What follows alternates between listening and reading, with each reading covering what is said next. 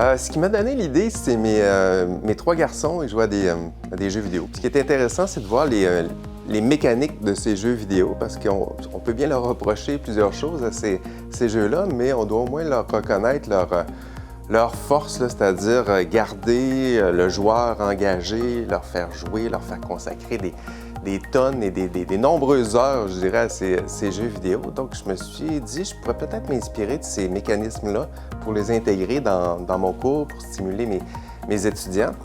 Puis, dans les jeux vidéo, je voyais donner des badges, ils donnaient des trophées, pour toutes sortes de bonnes et moins bonnes raisons. Tu achètes le jeu, et tu mets ton jeu dans la console, puis là, tout à coup, il te donne un badge, un trophée.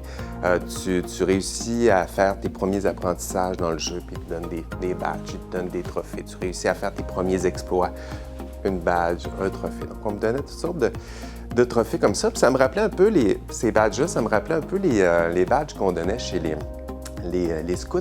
Donc, les scouts, là, on donnait des badges, là aussi, pour valoriser un peu leurs apprentissages. Les scouts avaient à choisir, bon, là, moi, je veux être un pêcheur, je veux être un chasseur, je veux être un survivant.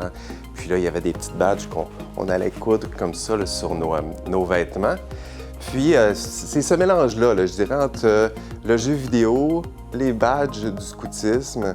Puis, je me suis dit, je pourrais peut-être essayer de donner des badges virtuels, des récompenses virtuelles à mes étudiants comme ça, là, pour valoriser leur comportement, l'engagement. Des comportements qui sont valorisés, je dirais, par notre institution, mais qui, c'est ça, sont promus par notre institution, mais sont difficiles à valoriser, là, je dirais, via les systèmes de pointage plus traditionnels.